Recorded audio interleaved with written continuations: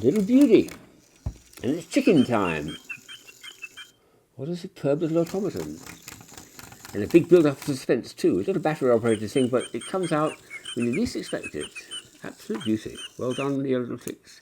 So I've got a few of my chicken toys here, chickens and eggs of course, to show, which that's probably the most recent that I've come across. One of the oldest ones I picked up is a little craft toy I picked up, I suppose, at a craft fair about 30 years ago. Just a little rocking thing like that. It's quite sweet.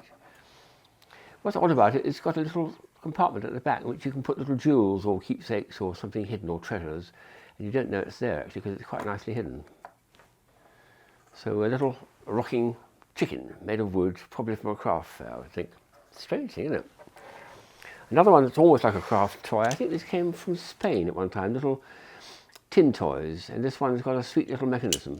There's several which do this sort of action, but this is the nicest of them, I think. Two chickens pecking away, either way it's quite symmetrical. You can put some little bits of grain there to make them look as though they're picking up grain, but very simple because it's the slightest bit of movement of the hand, and small children can grasp it and happily play with it. So a clever one, and all metal.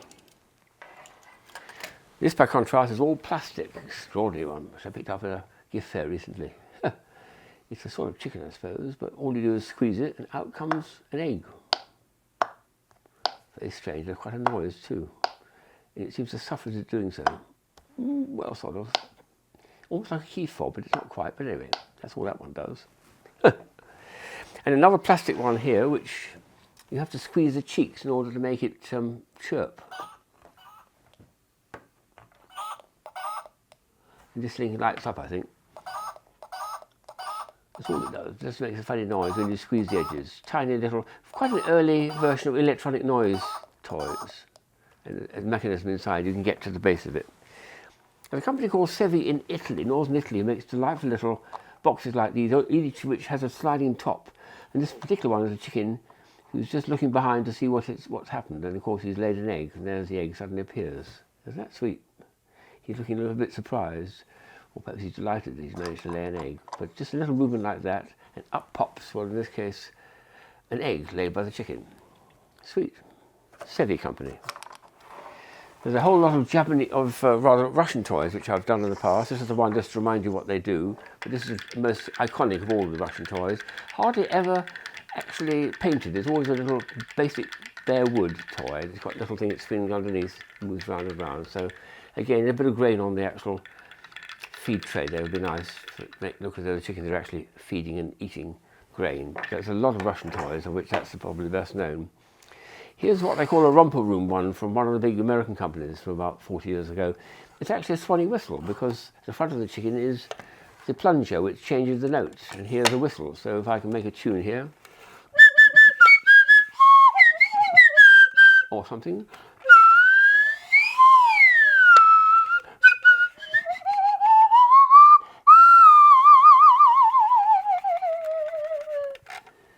For kids, great fun. And very robust too, so very well made. By contrast, there's a thing you can make at home yourself just using a plastic cup and some string, and providing you've got some rosin powder on your hand, which is stuff they use for violin bows, to make your hands slightly tacky and sticky, like that, and then it makes a noise. That cup's a bit big. It actually works better with this one here, which I did pick up at a trade fair about 20 years ago. It's got a bit battered, but it makes a nice noise, this one. That's realistic. And the further down you go, the deeper the note becomes. What I need is an egg now for it to pop out. But that's a nicely made one, even though it's a bit battered, it's still working. Nice one. But you need rosin powder, but you can get that from violin shops.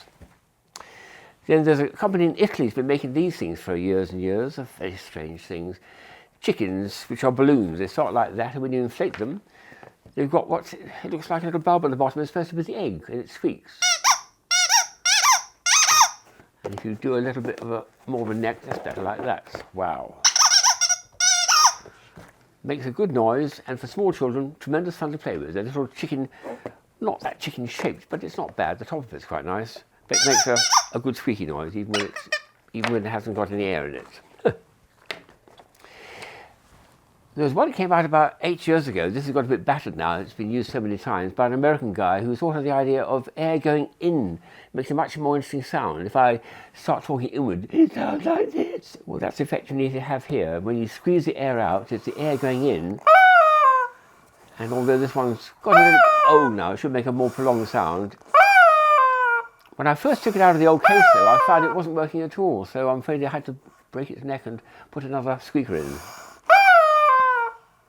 Some chicken, some neck. And the last one to show is a wonderful one from 40 years ago. This is a typical Chinese mixture of tin and plastic. It's got eggs in the bottom there. You set it going and it does a most lovely little waltz around the table. If I can get it to move. Here we are. See what's happening at the back. It's busy.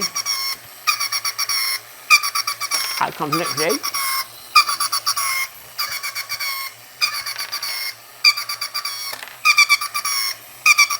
And that's superb. One after the other.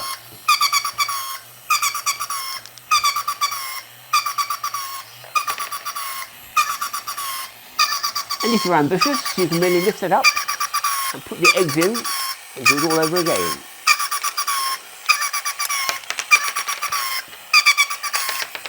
There she goes. Wonders from China.